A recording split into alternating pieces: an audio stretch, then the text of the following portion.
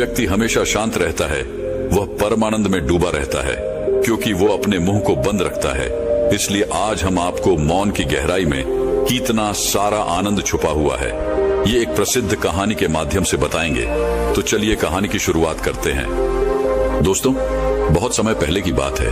एक नगरी में एक गुरुवर जंगलों के बीच अपनी कुटिया बनाकर रहा करते थे। आसपास बहुत ही अच्छा वातावरण था, शांत वातावरण था। वहां जो कोई भी जाता था वह अपना दुख भूल जाता था। उस वातावरण की शांति में मन को एक असीम शांति प्राप्त होती थी, जिससे जो भी कोई वहां अपने दुख लेकर जाता वह उसे भूल जाया करता। एक दिन वह गुरु अपने कुछ शिष्यों को उपदेश दे रहे थे। वह कह रहे थे, हमें अत्यधिक कम बोलना चाहिए। हमारे पास 2 कान और 1 मुंह है। इसका अर्थ यह है कि हम जितना बोलते हैं उसका 2 गुना हमें सुनना चाहिए, और यही प्रकृति भी चाहती है। इसलिए उसने हमें इस रूप में ढाला है। इसलिए इस प्रकृति ने हमें 2 कान और 1 मुंह दिया है। तुमने देखा होगा कि इस प्रकृति में जिस भी पदार्थ की संख्या अत्यधिक है उस पदार्थ की कीमत उतनी ही कम है, और जो पदार्थ बहुत कम है उसकी कीमत उतनी ही ज्यादा है। और यही नियम हमारी जीभा पर भी लागू होता है। हम जितना कम बोलेंगे लोग हमारी बातों को उतना ही गहराई से समझेंगे, हमें उतनी ही गंभीरता से लेंगे। वह हमारी बात सुनेंगे, समझेंगे और हमारी इज्जत भी करेंगे। उन गुरु की यह बात सुनकर उन सभी शिष्यों में से एक शिष्य खड़ा हुआ और उसने उन गुरु से कहा है, गुरुवर, आपकी बातों को बीच में काटने के लिए क्षमा चाहता हूँ, लेकिन मेरा एक प्रश्न है, क्या मैं आपसे पूछ सकता हूँ? इस पर वह गुरुवर कहते हैं, अवश्य पूछो, तुम क्या पूछना चाहते हो? तभी शिष्य कहता है गुरुवर, यदि हम कम बोलेंगे तो हमारी बात सामने वाला किस तरह से समझ पाएगा? इस पर वह गुरुवर कहते हैं, तुम क्या कहना चाहते हो?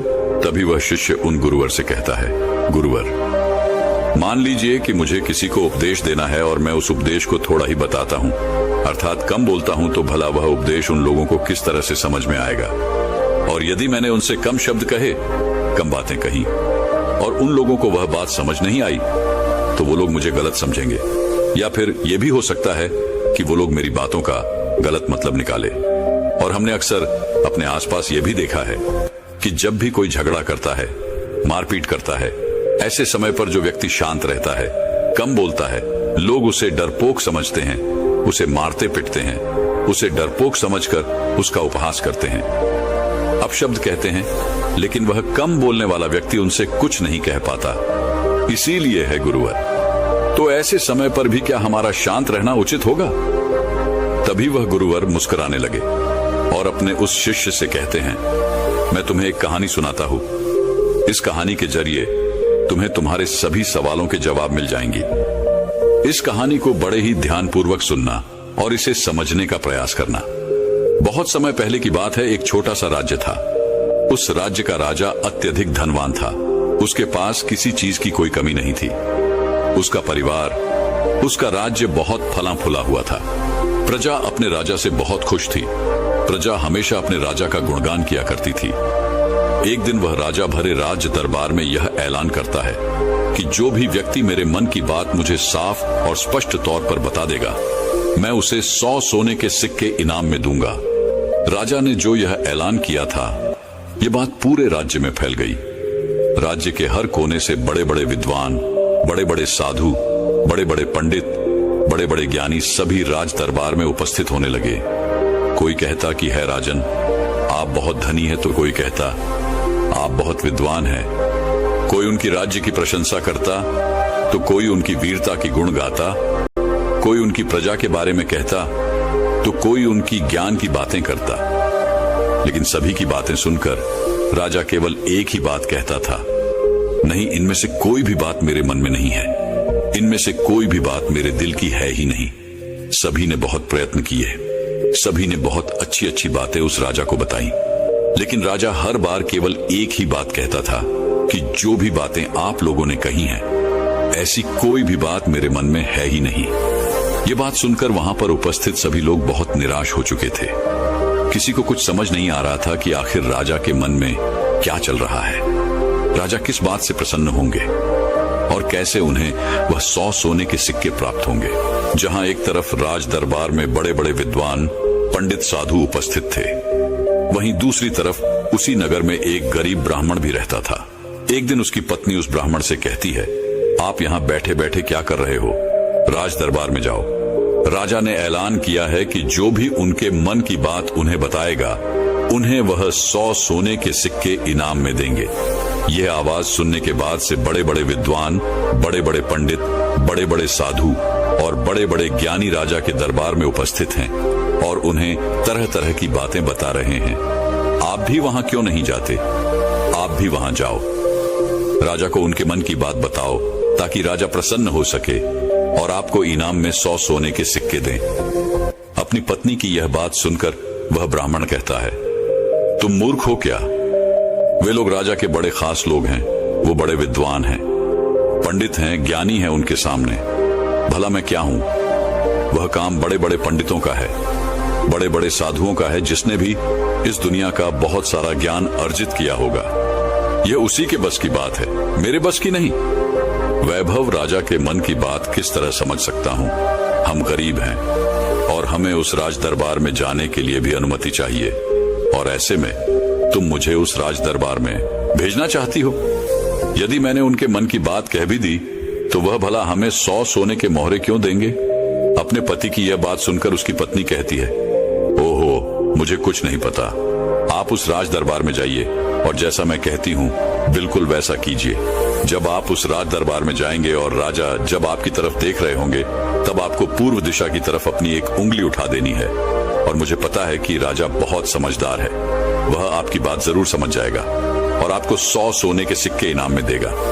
अपने पत्नी की यह बात सुनकर वह ब्राह्मण जोर से हंस पड़ता है और कहता है, अरे तुम मूर्ख हो गई हो क्या? तुम्हें क्या लगता है एक पूर्व दिशा में मेरी एक उंगली उठाने से राजा मुझे 100 सोने के सिक्के दे देगा और वहां पर जो बड़े बड़े विद्वान, पंडित, साधु और ज्ञानी बैठे हुए हैं, वो लोग चुपचाप केवल नजारा देखते रहेंगे? क्या वह कुछ नहीं कहेंगे? इस पर उस ब्राह्मण की पत्नी कहती है, मैंने आपसे जितना कहा है आप बस उतना कीजिए और आप देखेंगे कि राजा आपको ही 100 सोने के सिक्के इनाम में देंगे। ब्राह्मण की पत्नी जैसे तैसे अपने पति को मना लेती है। अगले ही दिन वह ब्राह्मण राज दरबार में पहुंचता है। वह ब्राह्मण बहुत ही डरा सहमा हुआ था। इतने लोगों की भीड़ को देखकर वह बहुत डर रहा था, लेकिन वह अपनी पत्नी की बात मानकर उस राज दरबार में उपस्थित खड़ा रहा। जैसे ही राजा की नजर उस ब्राह्मण पर पड़ी, वह ब्राह्मण अपनी पत्नी की बात मानते हुए एक उंगली पूर्व दिशा की तरफ उठा देता है। यदि राजा बहुत प्रसन्न होता है और राजा तुरंत ही उसे 100 सोने के सिक्के इनाम में देता है। ये सब देख वहां पर उपस्थित बड़े बड़े विद्वान, पंडित, साधु और ज्ञानी सभी लोग आश्चर्यचकित रह गए कि आखिर ऐसा इसने क्या कह दिया जो राजा को बहुत अच्छा लगा। हर कोई यह सोचकर हैरान था कि इस ब्राह्मण ने तो केवल एक उंगली ही उठाई थी और इसे 100 सोने के सिक्के मिल भी गए। यह सब देखकर वहां पर उपस्थित हर कोई अचरज में था और वह ब्राह्मण अपने 100 सोने के सिक्के लेकर अपने घर लौट गया और खुशी खुशी वह 100 सोने के सिक्के अपनी बीवी के हाथ में रख देता है और कहता है, राजा ने मुझे ये 100 सोने के सिक्के इनाम में दिए हैं और जैसा कि तुमने कहा था, मैंने पूर्व दिशा की तरफ केवल एक उंगली ही उठाई थी, लेकिन मैं अब तक यह समझ नहीं पाया कि इसका अर्थ क्या हुआ। उस राजा को मेरी इस एक उंगली से क्या समझ में आया? उस ब्राह्मण की पत्नी उस ब्राह्मण से कहती है, यह सब जाने दो, आपको यह बात बताकर कोई मतलब नहीं। आप बैठ जाओ और कल फिर आपको उसी राज दरबार में फिर जाना है। वह ब्राह्मण कहता है, कल फिर जाना है? नहीं नहीं, मैं नहीं जाऊंगा।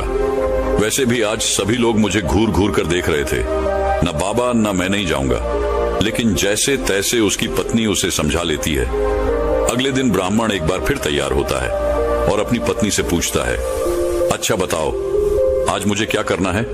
तभी उस ब्राह्मण की पत्नी कहती है, आज आपको पश्चिम दिशा की तरफ अपनी एक उंगली उठानी है। वह अपनी पत्नी की बात मानकर फिर से एक बार राज दरबार पहुंच जाता है। जैसे ही राजा की नजर उस पर पहुंचती है, वह ब्राह्मण अपनी एक उंगली पश्चिम दिशा की ओर उठा देता है। यह देख राजा एक बार फिर प्रसन्न हो जाता है। वह राजा उन्हें 100 सोने के सिक्के फिर से इनाम दे देता है। यह सब देखकर वहां पर उपस्थित हर कोई बड़ा हैरान थे। हर कोई अचरज में था कि आखिर ये सब हो क्या रहा है। हम यहाँ पर अच्छी अच्छी बातें बता रहे हैं, राजा को तरह तरह का ज्ञान दे रहे हैं, लेकिन राजा उससे प्रसन्न नहीं हो रहे। और यह ब्राह्मण है कि केवल एक उंगली उठाता है और राजा उसकी बातों से खुश हो जाते हैं, उसे 100 सोने के सिक्के ही इनाम में दे देते हैं। और तो और ये कुछ बोलता भी नहीं, चुपचाप आता है, उंगली उठाता है, इनाम लेता है और चला जाता है। हर कोई केवल बस यही जानना चाहता था कि आखिर उस ब्राह्मण को ऐसा कौन सा ज्ञान है जो उनके पास नहीं। अगले दिन फिर से वह ब्राह्मण राज दरबार में आता है और अब की बार वह अपनी उंगली उत्तर दिशा की तरफ उठाता है और अब की बार भी राजा प्रसन्न होकर उसे 100 सोने के सिक्के इनाम में देते हैं। ये सब देख देख कर वहां पर उपस्थित हर बड़ा से बड़ा विद्वान थक चुका था। उन्हें कुछ भी समझ नहीं आ रहा था कि आखिर एक उंगली उठाने से राजा किस तरह से प्रसन्न हो जा रहे हैं। यह बात देखकर हर किसी ने यह तय किया कि अब यदि उंगली उठाने से ही उन्हें इनाम मिल सकता है तो वह राजा के सामने बड़ी बड़ी बातें क्यों करें, बड़ा बड़ा ज्ञान राजा को क्यों बताएं। उससे अच्छा है कि वो सब मिलकर एक ही दिशा की तरफ उंगली उठाएंगे। सभी ने मिलकर यह तय कर लिया था। अगले दिन सुबह सुबह वह ब्राह्मण फिर से राज दरबार में आने के लिए तैयार हो रहा था और वह अपनी पत्नी से पूछता है, बताओ आज मुझे क्या करना होगा। इस पर उसकी पत्नी कहती है, आज आपको कुछ नहीं करना, आज आप घर पर ही बैठे। उस दिन सभी ब्राह्मण, सभी विद्वान, सभी साधु संत वहां पर उपस्थित थे। राजा के आते ही सब खड़े हुए। जैसे ही राजा की नजर उनसे मिली, सभी ने दक्षिण दिशा की तरफ अपनी उंगली उठा दी। यह देखकर राजा को बड़ा क्रोध आया। राजा ने गुस्से में सभी पंडितों को, सभी विद्वानों को कारावास में डलवा दिया। और यह देखकर वहां पर उपस्थित हर बड़ा से बड़ा विद्वान आश्चर्यचकित था। वो हैरान था कि आखिर हमने ऐसी क्या गलती कर दी। जब वो ब्राह्मण अलग अलग दिशाओं में अपनी उंगली उठाता है तो उसे 100 सोने के सिक्के इनाम में मिलते हैं, और आज जब हमने एक साथ एक ही दिशा की तरफ अपनी उंगली उठाई तो हमने क्या गलत कर दिया। भला राजा क्या समझ रहा है। ऐसा कौन सा ज्ञान है, ऐसा कौन सा राज है जो हम नहीं जानते, जिसके बारे में हम में से किसी को कुछ नहीं पता। यह उंगली करने वाला कौन सा नया ज्ञान है जो हमने आज तक नहीं सीखा, जिसके बारे में हम में से किसी को आज तक कुछ नहीं पता। जब उन विद्वानों की पत्नियों को यह पता चला कि राजा ने उन्हें कारावास में डाल दिया है, तब उनकी पत्नी राजा के पास विनती करने आई कि वे उन्हें छोड़ दें। उनसे गलती हो गई, लेकिन राजा ने किसी की एक न सुनी। और जब उन सभी को ये लगने लगा कि राजा उनके पतियों को नहीं छोड़ने वाले, तो वे सभी उसी ब्राह्मण के पास पहुंचे और वहां जाकर वो उनसे विनती करने लगे कि वह उनके पतियों की मदद करे, उन्हें कारावास से बाहर निकाले। राजा ने उन्हें कारावास में डाल दिया है और हमने उनसे कई बार विनती की, आग्रह किया कि वो उन्हें छोड़ दे, उनसे गलती हो गई, लेकिन राजा ने एक न सुनी। इसलिए हम सभी आपके पास आए हैं, कृपया हमारी मदद करें। उस ब्राह्मण ने और उसकी पत्नी ने सारी बातें ध्यानपूर्वक सुनी। उसके बाद उस गरीब ब्राह्मण की पत्नी राज दरबार जाती है और जैसे ही राज दरबार में राजा की नजर उस गरीब ब्राह्मण की पत्नी पर पड़ती है तो राजा अपनी 2 उंगलियां खड़ा करता है और तभी वह ब्राह्मण की पत्नी अपने पैर पर ताली मारती है। यह देखकर राजा तुरंत ही अपने अधिकारों को आदेश देता है कि जाओ, उन सभी को कारावासियों से बाहर निकालो। देखकर वहां पर जो उपस्थित पंडित थे, उनकी हैरानी का कोई ठिकाना नहीं रह गया था। उन्हें यह समझ ही नहीं आ रहा था, क्या आखिर यह कौन सी विद्या है, यह कौन सा ज्ञान है। कभी वह ब्राह्मण एक उंगली खड़ी करता है, कभी राजा 2 उंगलियां खड़ी करता है और कभी यह ब्राह्मण की पत्नी अपने टांगों पर ताली पीटती है। आखिर ये सब चल क्या रहा है, आखिर ये सब हो क्या रहा है। सभी मिलकर यह तय करते हैं कि इसका जवाब तो हमें वह गरीब ब्राह्मण ही देगा। इसलिए सभी मिलकर उस गरीब ब्राह्मण के घर पहुंचते हैं और उन सभी पंडितों में से एक पंडित उन गरीब ब्राह्मण से कहता है, आप ही हमें बताइए, यह कौन सी विद्या है जो हम नहीं जानते।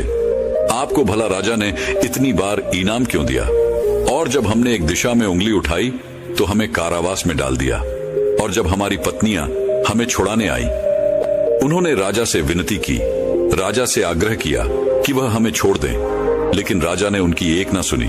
और जब आपकी पत्नी उसी राज दरबार में आती है तो उनके केवल एक आदेश पर, उनके केवल एक इशारे पर राजा हमें कारावास से छोड़ देता है। आखिर यह सब हो क्या रहा है? आखिर आपने यह सब कैसे किया? क्या आप हमें भी यह ज्ञान दे सकते हैं? क्या आप हमें भी यह विद्या सिखा सकते हैं? उन सभी की यह बात सुनकर तो ब्राह्मण उन सभी से कहता है, इसमें मैंने कुछ नहीं किया है, ये सब तो मेरी पत्नी का किया धरा है। ये सब ज्ञान तो उसने ही मुझे दिया है और उसने जैसा मुझसे कहा मैं वैसा करता चला गया।